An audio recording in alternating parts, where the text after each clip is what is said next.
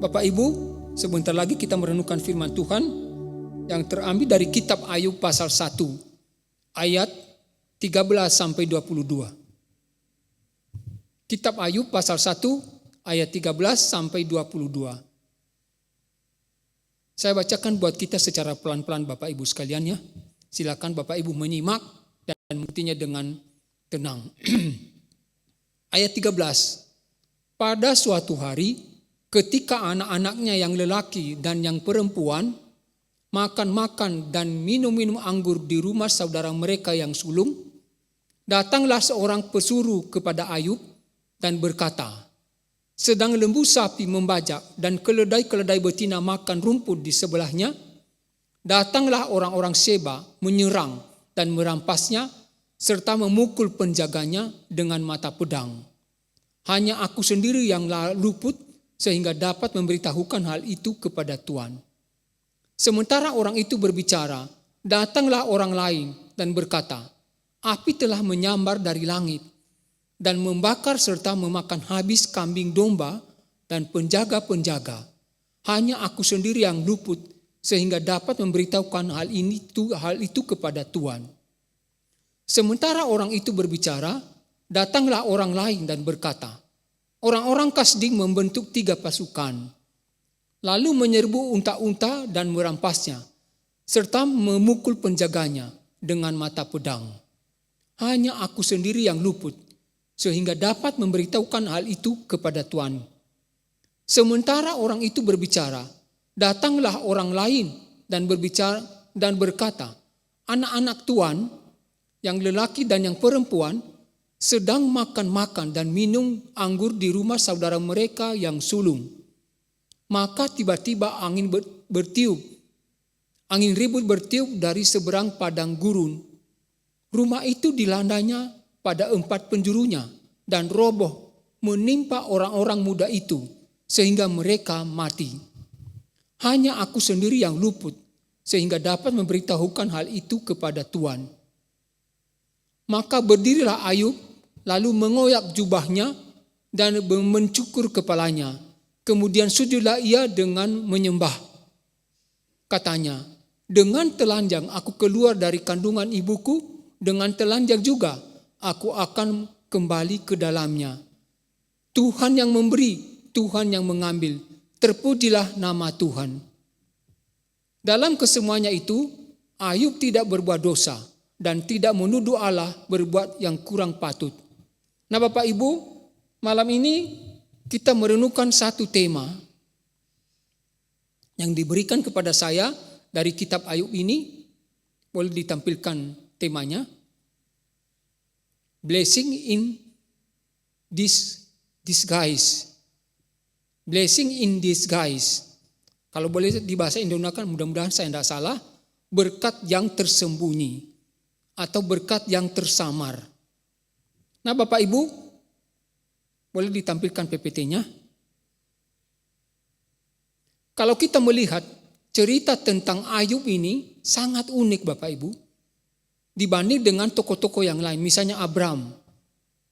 Ketika kita mendengar dan membaca cerita tentang Abraham, bagaimana diawali dengan berkat Tuhan yang Tuhan janjikan kepadanya setelah dia dipanggil.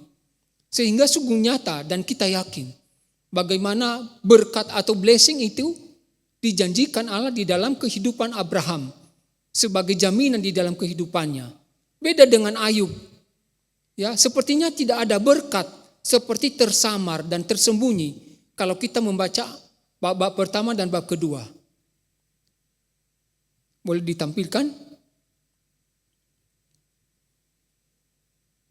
Kalau kita melihat pasal pertama, di sana kita melihat bahwa ayat pertama, di sana kita melihat komentar Tuhan atau pujian akan Ayub.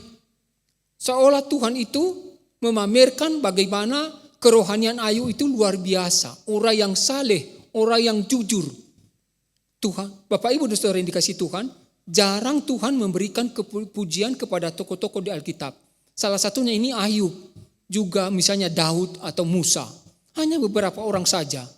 Nah, khususnya Ayub di sini berulang kali Tuhan itu memuji akan kesalehan Ayub. Ya, begitu juga misalnya di ayat berikutnya bagaimana Tuhan itu seolah-olah memamerkan kepada iblis tentang kehidupan Ayub yang begitu suci, yang saleh di hadapan Tuhan, orang yang taat. Kemudian pasal 1 ayat 2 sampai 3, di sana didata bagaimana berkat yang dimiliki oleh Ayub. Luar biasa, bagaimana dia kaya. Orang yang terkaya di tanah Uz, kalau boleh dikatakan di sebelah timur gitu ya. Jadi Ayub ini bukan orang sembarangan, orang yang diberkati Tuhan.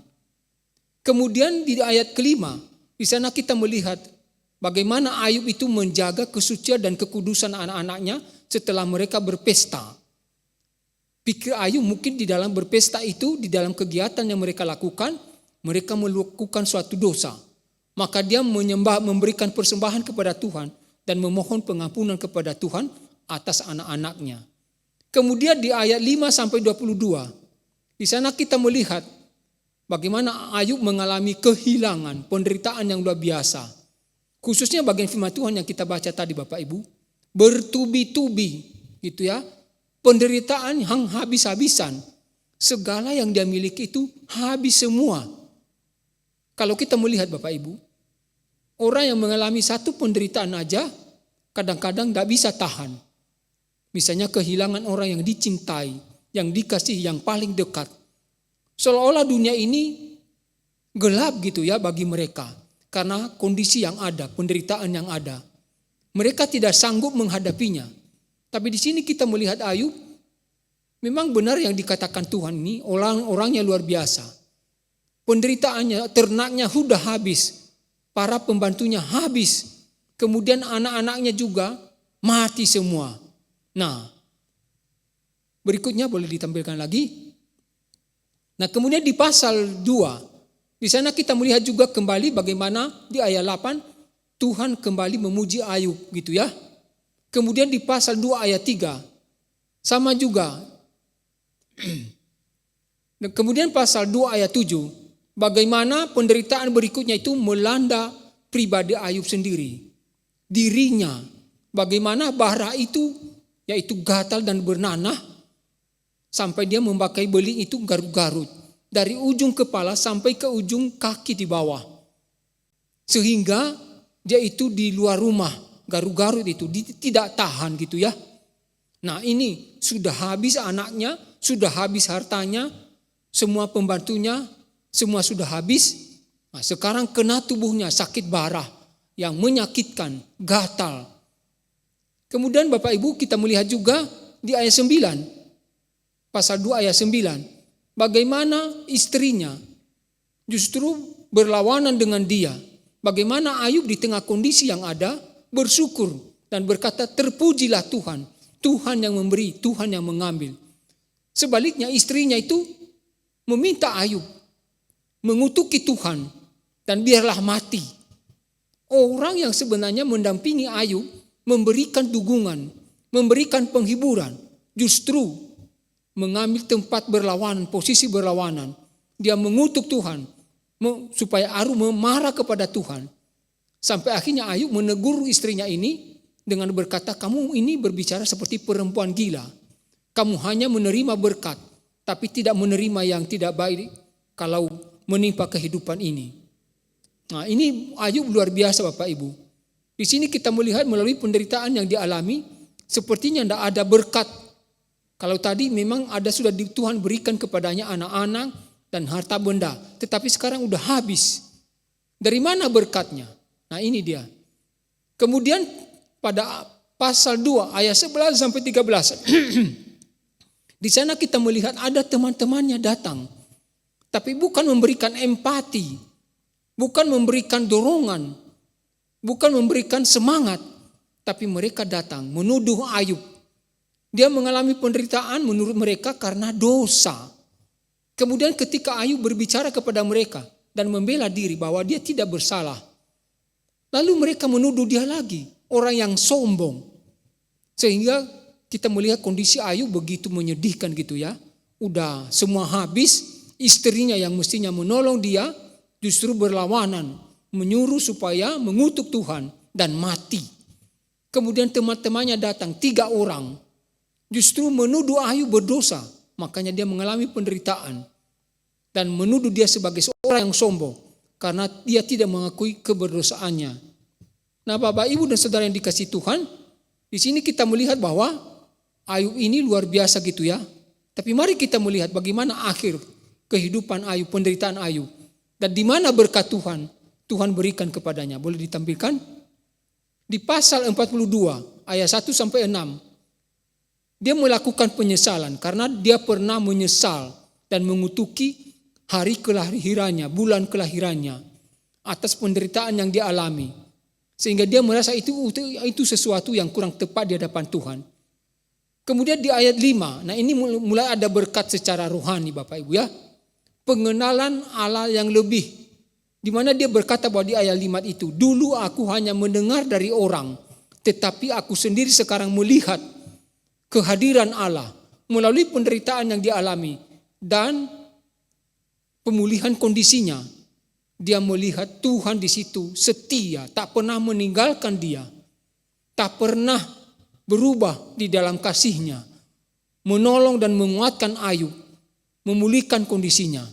Nah ini berkat Ayub yang diterima Ayub secara rohani. Kemudian juga berkat secara materi. Pemulihan keadaan Ayub yaitu 2 kali lipat kekayaannya. Apa yang dia miliki dulu dikembalikan kepadanya. Kalau umpamanya dia memiliki domba 3.000 menjadi 6.000. Begitu juga anak-anaknya dikembalikan. Tapi lebih cantik, lebih ganteng-ganteng lagi ya. Jadi itu membawa sukacita kepada Ayub. Inilah berkat-berkat di balik penderitaan Ayub. Yang seolah-olah dari awal itu tidak kelihatan. Seolah-olah tersembunyi. Tetapi di pasal 42. Tuhan memberikan berkat yang luar biasa. Berkat rohani, iman. Di mana dia bertumbuh di dalam pengenalan akan Tuhan. Dan kemudian berkat-berkat jasmani, materi. Dikembalikan 2 kali lipat. Begitu juga anak-anaknya. Lebih cakap, lebih cantik gitu ya. Sehingga Ayub itu sungguh bersukar cita kepada Tuhan. Bapak Ibu, di sini kita belajar bahwa kita tidak bisa meragukan akan kasih Tuhan dalam kehidupan kita. Kadang-kadang di dalam penderitaan dan kesulitan dan tantangan yang kita hadapi, iblis membohongi kita. Seolah-olah Tuhan meninggalkan kita. Seolah-olah Tuhan tidak mendengarkan doa kita. Begitu juga yang saya alami Bapak Ibu selama kena stroke ini, hampir 1 tahun ya. Kadang-kadang di dalam doa, minta tolong Tuhan memberikan kekuatan. Kalau boleh juga Tuhan sembuhkan, Tuhan pulihkan. Kadang-kadang ada suara di dalam hati itu, Tuhan tidak mendengar, ada dosa. Padahal kita sudah meminta pengampunan kepada Tuhan. Jadi itu godaan daripada iblis. Tapi kita ingat bahwa Tuhan itu tak berubah. Ya, dia tetap mengasihi kita. Kalau dia telah menyelamatkan kita, dia telah mati bagi kita. Apakah kasihnya bisa berubah? Kasihnya terbatas hanya di situ saja? Tidak. Dia Allah yang setia, Alfa dan Omega, tak pernah meninggalkan kita. Oleh sebab itu, mari kita terus berharap kepadanya. Mungkin di balik penderitaan yang Tuhan izinkan, berbagai pergumulan yang kita hadapi, pasti nanti ada batasnya. Dan sesudah itu, seperti yang dikatakan di dalam Paulus dalam surat Korintus, pencobaan yang kamu alami tidak melebihi kekuatanmu. Pada waktunya Tuhan memberikan jalan keluar agar boleh kita menjalaninya. Kiranya iman kita tetap dikuatkan dan diteguhkan di dalam Tuhan dan terus bersandar kepadanya. Mari kita berdoa. Terima kasih Tuhan atas firman-Mu malam ini. Supaya kami diingatkan, diteguhkan bahwa mungkin saat ini kami sedang mengalami pergumulan. Termasuk juga gereja kami ya Tuhan. Kami tidak boleh putus asa. Karena kami mengimani Allah itu tak pernah berubah di dalam mengasihi kami. Walaupun iblis mengerongrong iman kami, berbohong atas keberadaan Tuhan dan firman-Nya. Biarlah kami diingatkan Tuhan. Engkau Allah yang setia yang tak pernah meninggalkan kami. Kalau Engkau telah mati bagi kami, tidak mungkin Tuhan meninggalkan kami di dalam hal-hal yang sepele, yang sederhana. Pasti Tuhan sertai kami. Berikan kami kesetiaan Tuhan di dalam mengikut Engkau. Selalu bersandar kepadamu, selalu berdoa kepadamu, karena Engkaulah satu-satunya harapan kami. secara khusus bagi jemaat yang saat ini sedang mengalami pergumulan, sakit penyakit. Teguhkan mereka ya Tuhan, kuatkan mereka, agar mereka dapat terus selalu bersama Engkau melalui saat teduh, melalui doa yang terus terpanjat di hadapan-Mu ya Tuhan. Inilah doa kami. Di dalam nama Yesus kami menutup doa pada malam hari ini. Amin.